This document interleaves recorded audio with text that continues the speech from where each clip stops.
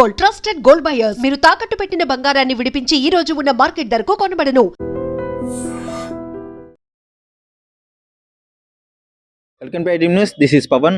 So ఈ రోజు అయితే దురంధర్ మూవీ అసలు ఎలా ఉంది రివ్యూ అయితే అడగబోతున్నాము.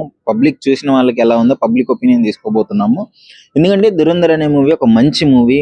అంటే ఆ దేశభక్తి గురించి, అదే విధంగా టెర్రరిస్టులు ఇలాంటి వాళ్ళు మనల్ని ఏ విధంగా నాశనం చేసినారు, మన ఇండియాలో ఎలాంటి లాస్ కి ఎంత ప్రాణ నష్టం జరిగింది వీళ్ళందరి వల్ల.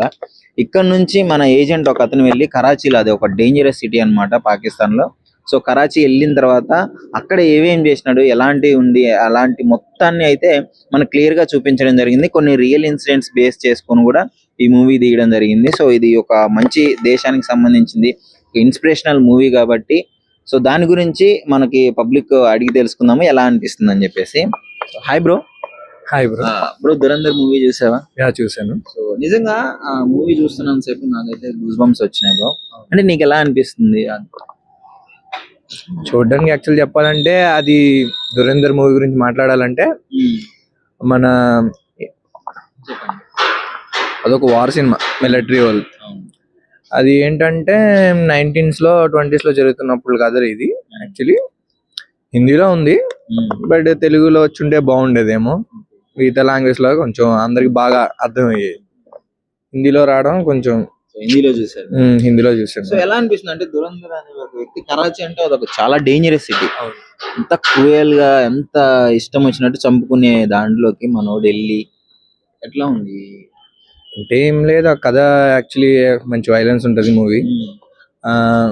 ఇంకా దురేందర్ గురించి చెప్పాలంటే మన హీరో ఉన్నారు కదా, అప్పుడులో ఏంటంటే విలన్స్ ఒక పట్టుకుంటారు మన మిలిటరీ వాళ్ళు. అయితే ఆ స్టోరీ ఇప్పుడు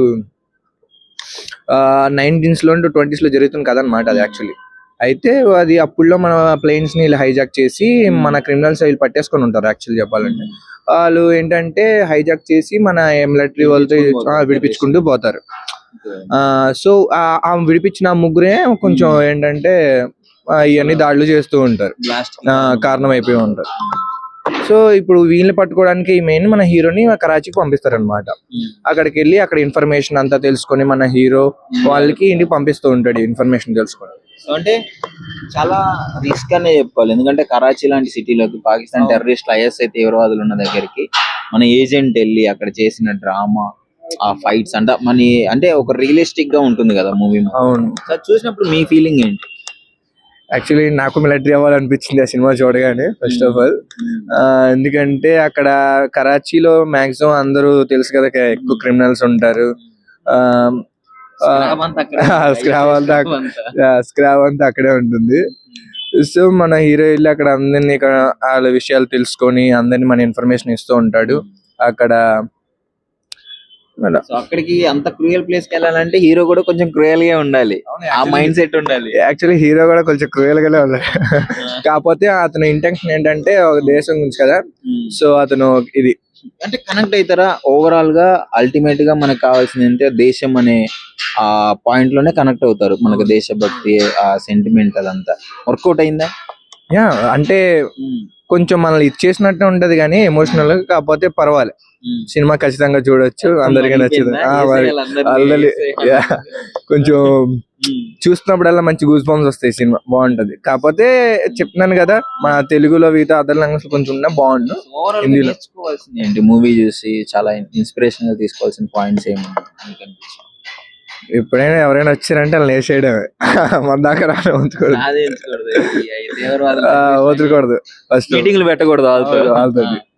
క్రిమినల్ గా ఉద్దేశించారంటే వేసేయడమే ఫస్ట్ ఆఫ్ ఆల్. అట్లా ఉంటే బెటర్ అంటే. Hi bro.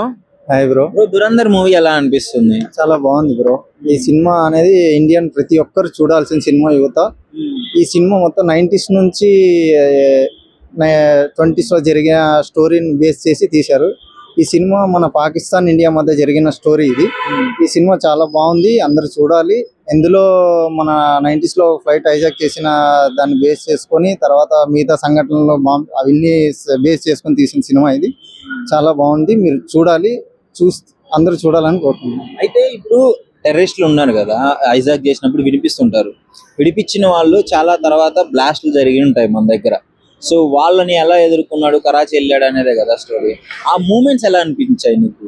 చాలా గూస్ బంప్స్ బ్రో. ఆ సినిమా చూస్తే కొన్ని అరాచక సిచ్యువేషన్స్ కూడా ఉన్నాయి. అది చాలా బాగుంటాయి సీన్స్ చూసిన. యాక్చువల్లీ దురేందర్ మూవీ గురించి చెప్పాలంటే చెప్తున్నాను కదా, ఫస్ట్ ప్రతి ఇండియన్ ఎవరైతే ఉన్నారో ప్రతి ఒక్కరు ఈ మూవీ ఖచ్చితంగా చూడాలి. కాకపోతే హిందీలో ఉంది, కొంచెం ఇంకో లాంగ్వేజ్ లో ఇచ్చుంటే బాగుండు. ఫస్ట్ ఏంటంటే హీరో క్యారెక్టరైజేషన్ మీద మొత్తం కథ అంతా నడుస్తూ ఉంటది. ఏంటంటే మా హీరో కరాచీ వెళ్ళి అక్కడ వాళ్ళతో కలిసిపోయి నేను అసలు ఇండియన్ అనే డౌట్ రాకుండా మొత్తం నడుస్తూ ఉంటది కథ అంతా. ఒక 2 hours సినిమా మొత్తం ఒక 3 hours అలా ఉంటది. వెళ్ళిపోతారు. అయితే అక్కడికి వెళ్ళి అక్కడ ఇన్ఫర్మేషన్స్ అన్ని తెలుసుకొని ఇటు పక్క ఇస్తూ ఉంటాడు అనమాట. సో అలాగా అక్కడ ఎన్ని దారుణాలు జరిగి అవన్నీ ఉంటాయి. మన ఇండియన్స్ మీద అవతల పాకిస్తాన్ వాళ్ళు ఎంత దారుణంగా చేస్తారా అటువంటివన్నీ అనిపిస్తాయి చూడడానికి. కానీ ఫైనల్లీ ఎలాగైనా సరే సినిమా కొంచెం పర్వాలేదు, మంచిగానే ఇచ్చేసారు. కథ అంతా ఏంటంటే 19s లో నుంచి 20s ఈ మధ్యలో జరుగుతున్న ప్రతి ఒక్క ఏవైతే సంఘటనలు అయితే ఉన్నాయో ప్రతిదీ డీటెయిల్స్ గా సినిమాలో ఏది మిస్ అవ్వకుండా మంచిగా పెట్టారు.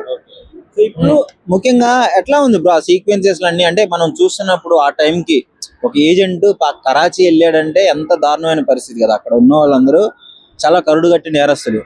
మన ఇండియా నుంచి అక్కడికి వెళ్ళినప్పుడు ఆ సీక్వెన్సెస్ ఎలా ఉన్నాయి అంటే టెన్షన్ ఉంది, రియలిస్టిక్ మూమెంట్స్ కదా అన్ని. అవును, ఫస్ట్ లో ఏమవుతుందా అని చూసాం కానీ టెన్షన్ గానే ఉండింది.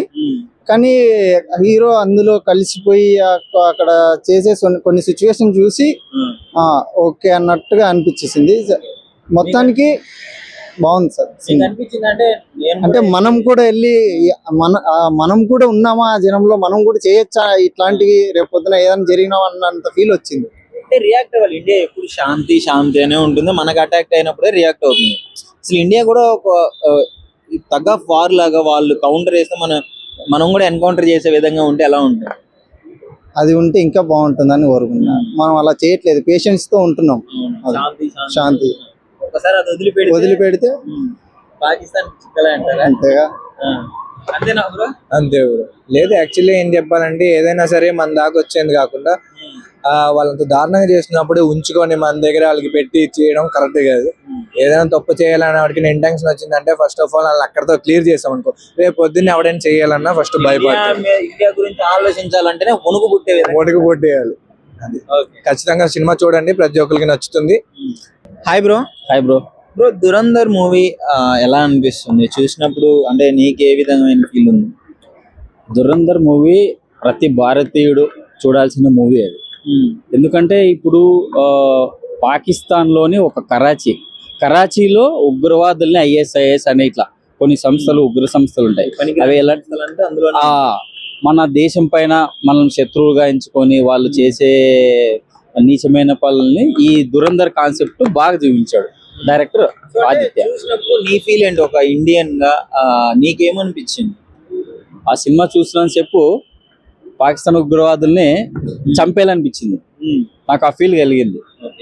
ముఖ్యంగా రియలిస్టిక్ మూమెంట్స్ కూడా చాలా ఉన్నాయి. వాళ్ళు ఇక్కడ చేసిన బ్లాస్ట్లు, ఇక్కడ ఇండియాలో ఎంతమంది ప్రాణాన్ని బలి తీసుకున్నారు కదా. సో అట్లాంటి వాళ్ళని మన దురంధర్ అనే వ్యక్తి వెళ్ళడము, ఆ డేరు, ఆ మనోని ఏజెంట్ గా అలా తయారు చేయడము, ఇవన్నీ ఎలా అనిపిస్తుంది? రియలిస్టిక్ ఉందా? చాలా. అంటే జరిగిన ఈ తీవ్రవాదులు ఏదైతే చేశారో ఈ ఉగ్రవాదులు, ఆ కథ ఆధారంగా ఈ దురంధర్ని ఈ డైరెక్టర్ ఆదిత్య చాలా బాగా తీశాడు. అయితే మన భారతీయులు ప్రతి ఒక్కరు తప్పకుండా చూడాల్సిన మూవీ. దురంధర్ గురించి చెప్పాలంటే ఏం చెప్తారు? అంటే మనం ఏం నేర్చుకోవచ్చు? ఇండియన్ యువత ఏం నేర్చుకోవచ్చు అతని దగ్గర? ప్రతి ఒక్కరు యువత మన భారతదేశం కోసం ఏదో ఒకటి చేయాలి. అంటే మనం ప్రపంచ దేశాల్లో మన భారతదేశం అత్యున్నత స్థాయికి ఎదగాలంటే యువత వల్లే సాధ్యం. ఎక్కువ మంది యువత ఉన్న దేశం కూడా. సో యువత ఇలాంటి సినిమాలను ఆదర్శంగా తీసుకొని వాళ్ళు ప్రతి రంగంలోనూ మన భారతదేశాన్ని అగ్రగామిగా నిలిచేందుకు కృషి చేయాలి. సో ఇంకా చూసుకున్నట్లయితే ఈ మూమెంట్స్ అన్ని రియలిస్టిక్ అనిపించంటే ఏదో డ్రామా కోసం పెట్టినట్టుందా? డ్రామా కోసం ఏం లేదు బ్రో. అయితే కొన్ని సీన్లు అయితే goose bumps, fight sequences goose bumps చెప్తున్నా కదా. అయితే నాకే ఒక ప్రేక్షకునిగా పాకిస్తాన్ వాళ్ళని నరికేద్దామనేంత కోపం లేచింది. ఇలా జరిగిందా అన్నట్టుగా కళ్ళకు కట్టినట్టు చూపించాడు డైరెక్ట్. తాలిబాన్స్ కూడా పాకిస్తాన్ వాళ్ళకే సపోర్ట్ చేశారు. ఈ బల్చిస్తాన్, కజకిస్తాన్, కరాచీ ఇవన్నీ ఇండియాని నాశనం చేయడానికి రెడీగా పాకిస్తాన్ కి సపోర్ట్ చేస్తుండే కదా. అవును. ఇప్పుడు తాలిబాన్లు కొంచెం మనకి అయితే ఇప్పుడు ఆపరేషన్ సింధూర్ చూసారుగా, మన భారతీయుల సత్తా ఏంటో చూసాము. సో ఇలాగే ప్రతి ఒక్క పాకిస్తాన్ ఉగ్రవాదులు ఈ సినిమాతోన వాళ్ళకి వణుకు పుడుతుంది ఖచ్చితంగా. నా ఒపీనియన్ అయితే ఇదే. 90s టైంలో ఒక 3 టెర్రరిస్టులని హైజాక్ చేసి విడిపించుకున్నారు టెర్రరిస్టులు. అప్పుడున్న పరిస్థితుల వల్ల వదిలేసాము. ఆ వదిలేషన్లో ఒకడు ఈ పహల్గామ్ అటాక్ లో కూడా ముఖ్య పాత్ర ఉంది అని చెప్పి కూడా తెలుస్తుంది. చాలా మంది కామెంట్స్ ఏం చేస్తున్నారంటే అసలు వాడిని అప్పుడే చంపేసి ఉంటే ఇప్పుడు ఇంత దారుణం జరిగేది కాదు అని కూడా తెలుస్తుంది. ఇప్పుడు వాళ్ళు దాడి చేశారు, మన ప్రతి దాడి ఇలా తీవ్రంగా ఉంటుంది. కొంచెం టైం లేట్ అవుతుంది కానీ పక్క అయితే మన ఇండియా ప్రతీకారం తీర్చుకుంటుంది, పాకిస్తాన్ కి తగిన బుద్ధి చెప్తుంది. ఓవరాల్ గా దురంధర్ మూవీ అనేది యూత్ కి, అదే విధంగా దేశంలో ఉన్న ప్రతి ఒక్కడికి ఈ పేట్రియటిజం ఉట్టిపడే విధంగా ఉందంటే పక్క 100% ఉంది. ప్రతి ఒక్కరు సినిమా చూడండి, చూసిన తర్వాత మీ అభిప్రాయం అనేది కంపల్సరీ వ్యక్తపరచండి. కమర్షియల్ కాదు కదా, దేశానికి మంచి. అవును, కనెక్ట్ అయింది. మన దేశం కోసం ఎలా రక్షణ చేస్తున్నారు మన సైనికులు, మన యువత ఏం దాని నుంచి ఆదర్శనీయంగా తీసుకోవాల్సిన అంశాలు ఏంటి అనేది బాగా ఉంది ఈ దురంధర్ సినిమాలో. నిజంగా ప్రస్తుతం ఉన్నటువంటి సమాజం దేనికి ప్రయారిటీ ఇస్తుంది? ఆర్థిక సంబంధాల చుట్టూ మాత్రమే తిరుగుతుంది. మళ్ళీ ఎన్నికలంగానే చాలా విరక్తి కలుగుతాను. మంచి అనిపిస్తుంది కదా, లేడీస్ కూడా ఛాలెంజింగ్ జాబ్స్ చేసినప్పుడు చాలా బాగుంటది. ట్రాఫిక్ అసిస్టెంట్స్ గా నియమించిన ట్రాన్స్జెండర్స్ అందరితో సాల్యూట్ చేయించుకుంటున్నారు. ఫుడ్ డెలివరీ ఇవ్వటానికి వెళ్ళినటువంటి డెలివరీ బాయ్ అనిల్ పై కళ్ళ ముందు